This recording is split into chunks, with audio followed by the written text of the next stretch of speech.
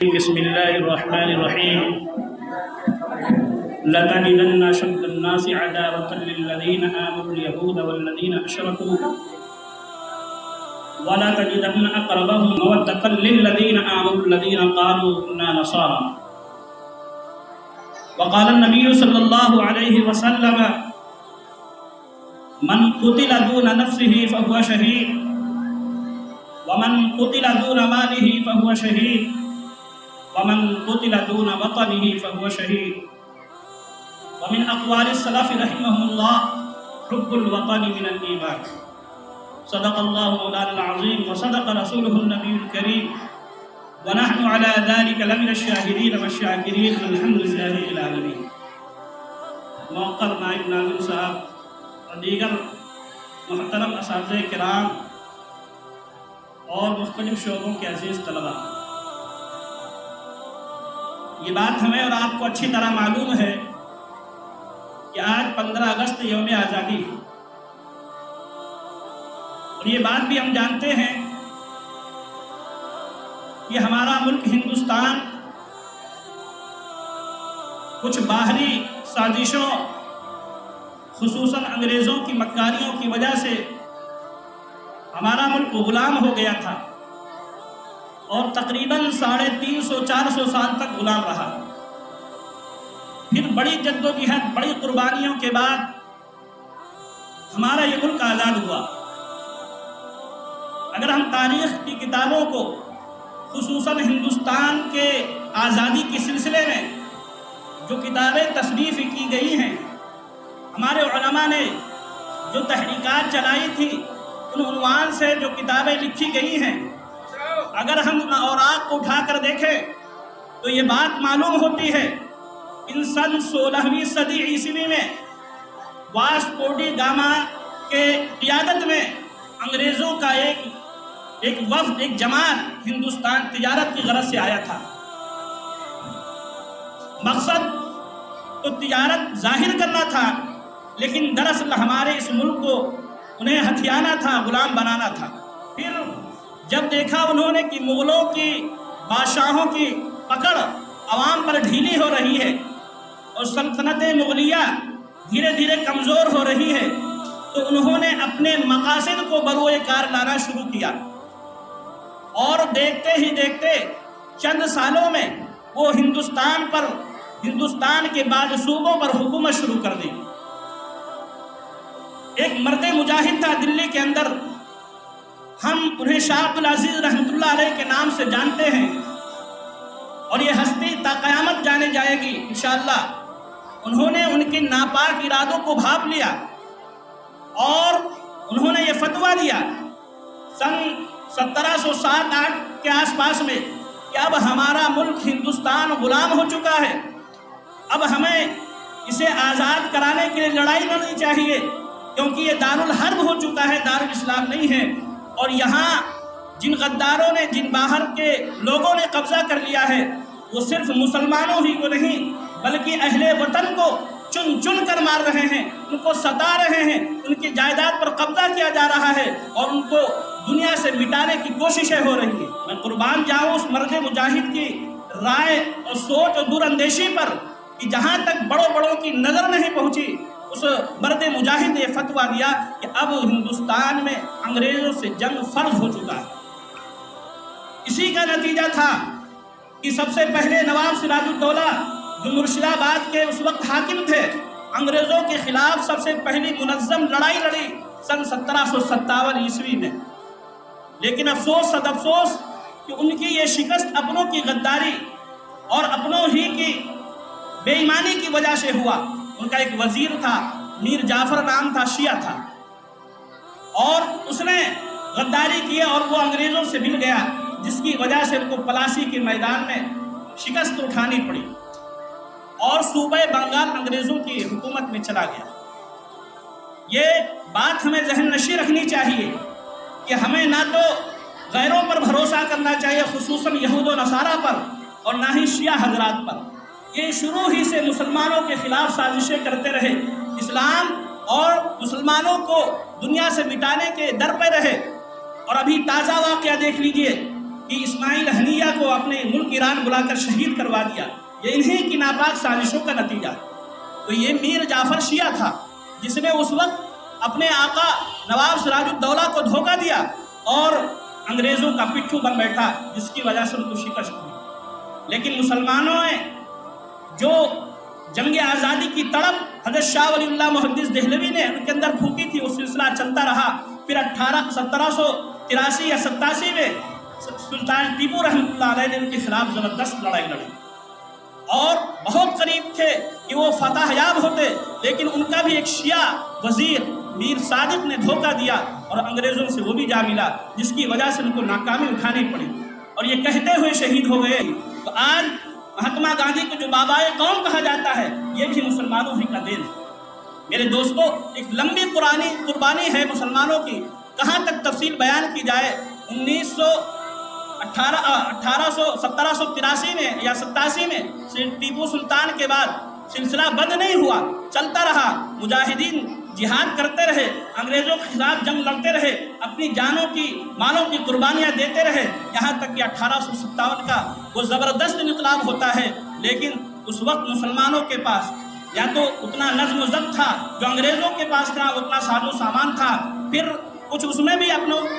اپنوں نے ساتھ نہیں دیا، صرف مسلمان ہی لڑنے والے تھے، پھر بھی شکست ہوئی۔ اور پھر اس کے بعد جو مسلمانوں پر مظالم ڈھائے گئے، وہ بیان سے باہر ہی نہیں، جب سنتے ہیں یا پڑھتے ہیں تو روکتے کھڑے ہو جاتے ہیں۔ میں ایک نمونہ تمہارے سامنے پیش کرتا ہوں۔ ایڈورڈ ٹامسن ایک انگریز مورخ ہے، اپنی یادداشت میں لکھتا ہے کہ میں دلی کے اندر اپنے خیمے میں بیٹھا ہوا تھا، مجھے گوشت جلنے کی بو محسوس ہوئی، میں پریشان ہو کر اپنے خیمے سے باہر نکلا تو کیا دیکھتا ہوں کہ آگ کے انگارے بہت دور تک جل رہے ہیں، آگ دہک رہی ہے اور تقریباً 40 علماء کا سر ہاتھ پیچھے باندھ کر وہاں کھڑا کیا گیا۔ ان سے کہا گیا کہ تم انگریزوں سے وفاداری ثابت کرو اور انگریزوں کے حق میں ہو جاؤ، ورنہ تمہیں اس جلتے ہوئے آگ میں ان انگاروں میں ڈال دیا جائے گا۔ انہوں نے یہ بیت زبان کہا، ہمیں مرنا منظور ہے لیکن تمہارے سامنے جھکنا منظور نہیں ہے۔ چنانچہ دیکھتے ہی دیکھتے ان 40 کو آگ میں ڈال دیا گیا۔ جلائے بتائیے، اگر کسی زندہ جان کو، زندہ شخص کو آگ میں ڈالا جائے کیا گزرے گی؟ اس تصور سے ہی روح کانپ جاتی ہے۔ ایڈورڈ ٹامسن کہتا صرف انہی 40 کو نہیں، اس کے بعد دیکھتے پھر 40 مسلمانوں کو لایا گیا جن کے داڑھی ٹوپی کرتا والے تھے، اور ان کے ساتھ بھی یہی برتا ہوا، انہیں بھی آگ میں ڈال دیا گیا۔ ایک لمبی فہرست ہے۔ اگر دیکھا جائے تو دلی کی چاندنی چوک سے لے کر لاہور کے وادی تک کوئی درخت ایسا نہیں تھا جس پر کسی عالم کی، کسی مسلمان کی، کسی داڑھی ٹوپی والے کی لاش لٹکی ہوئی نہ ہو۔ میرے دوستو، ایک لمبی فہرست ہے جو قربانیاں دی ہیں، اور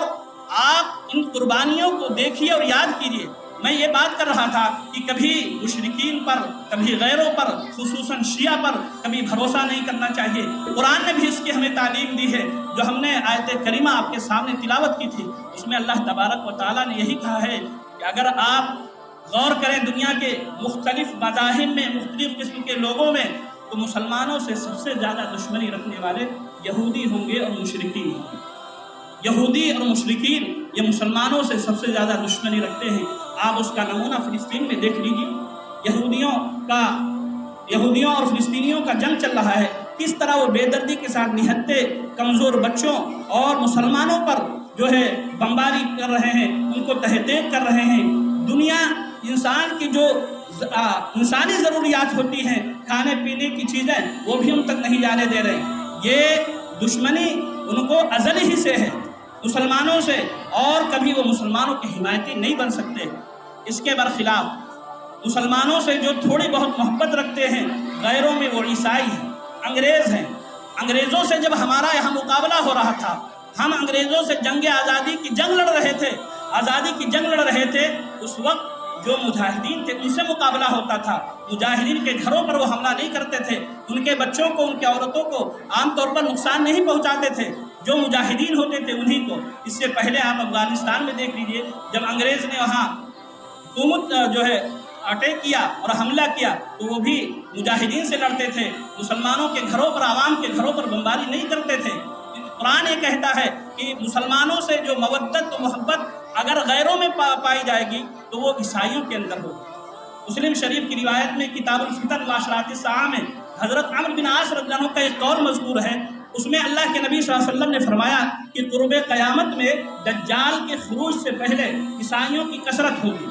تو حضرت عمرو بن عاص رضی اللہ عنہ نے فرمایا، اگر آپ صلی اللہ علیہ وسلم نے ارشاد فرمایا ہے تو ان کی ایک بہت 4 خصوصیتیں بیان فرمائی۔ اس میں سے ایک خصوصیت یہ بھی ذکر کیا ہے کہ یہ جو عیسائی ہیں جنہیں ہم آج انگریز کہتے ہیں، وہ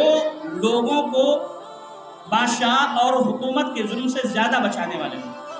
تو معلوم یہ ہوا کہ قرآن نے جو کہا تھا کہ اگر غیر قوموں میں مودت و محبت آپ اپنے لیے پائیں گے وہ عیسائیوں کے اندر ہوگی، تو یہ بات حقیقت ہے کہ آج ہمارا سامنا جس سے ہے، ہم نے جو اتنی قربانیاں دی اس وطن کے لیے، آج کہتے ہیں ہم سے یہ اہل وطن، یہ وطن ہمارا ہے تمہارا نہیں۔ میں یہ کہتا ہوں جب وطن کو خون کی ضرورت پڑی سب سے پہلے ہی گردن ہماری کٹی، ہم نے ہر میدان میں قربانیاں دی، آج ہم سے اس کی وفاداری آپ پوچھ رہے ہیں۔ میرے دوستوں، سچائی یہ ہے کہ اس ملک کے لیے ہم نے جی جان سے قربانیاں دی ہیں اور آئندہ ضرورت پڑے گی تو ہم دیں گے۔ ہمیں اسی عزم کے ساتھ، اسی حوصلے کے ساتھ ان پروگرام میں شامل ہونا چاہیے اور اپنے کابرین کی تاریخ کو پڑھنا چاہیے کہ لمبی فہرست ہے جنہوں نے اس ملک کی آزادی کے لیے قربانیاں دی ہیں۔ آپ دور نہ جائیے، اپنے شہر کے لوگوں کو دیکھیے کہ کتنی قربانیاں دی ہیں۔ میں رات میں ایک کتاب دیکھ رہا تھا، اس میں 25-30 لوگوں بہرائچ ضلع کے لوگ ملے۔ 2-4 نام آپ جانتے بھی ہوں گے، اس میں سے سب سے پہلے نمبر آتا ہے مدرسہ نور کے بانی مبانی حضرت مولانا محفوظ الرحمان صاحب نامی کا۔ دوسرا نام ملتا ہے مولانا محمد فاروق صاحب بڑی ہاٹ کے۔ ایک مولانا عبد الکریم صاحب باس گاؤں کے بھی ہیں، حضرت ہمارے ناظم صاحب جانتے ہوں گے۔ اور بھی ایسے بہت سینکڑوں لوگ ہیں، مولانا سلامت اللہ صاحب بیگ فخر پوری، اور ایک جمال الدین بابا ہیں سید واڑہ کے، نانپارہ کے، محسی کے، حضور پور کے، بہت سارے ایسے لوگ ہیں جنہوں نے اس جنگ آزادی میں حصہ لیا اور اپنے جانوں کی نذرانے پیش کیے ہیں۔ میرے دوستو، ہم اس چند منٹ کے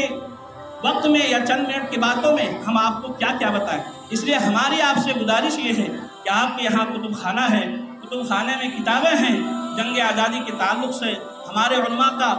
کردار رہا ہے، قربانی ہیں، کن قربانیوں کے بعد یہ ہمارا ملک آزاد ہوا ہے، انہیں نکالیے، پڑھیے اور یہ عزم و حوصلہ رکھیے کہ آئندہ جب بھی ضرورت پڑے گی ہم بھی اپنے وطن کے لیے قربان ہونے کے لیے تیار رہیں گے، کیونکہ اللہ کے رسول صلی اللہ علیہ وسلم نے فرمایا وَمَنْ قُتِلَ دُونَ وَطَنِهِ فَهُوَ شَهِيدٌ، جو اپنے وطن کی حفاظت میں مر جائے اس کو شہادت کا مقام ملے گا۔ یہی جذبہ تھا کہ مسلمانوں نے جی جان سے اس ملک کی آزادی میں حصہ لیا اور جب ضرورت پڑی مال کی مال کو قربان کیا، جب ضرورت پڑی جان کی جان کو بھی قربان کیا، کسی سے دریغ نہیں کیا۔ آج ہمیں بھی یہ حوصلہ اپنے اندر رکھنا چاہیے اور اسی جذبے کے ساتھ ہمیں جانا چاہیے کہ ہم جب بھی ضرورت پڑے گی اس ملک کی حفاظت کے لیے، اس وطن کے لیے ہم اپنی جان مال کی قربانیاں دیں گے۔ اللہ تعالی ہم سب کو کہنے سننے سے زیادہ عمل کی توفیق عطا فرمائے، آمین و خدا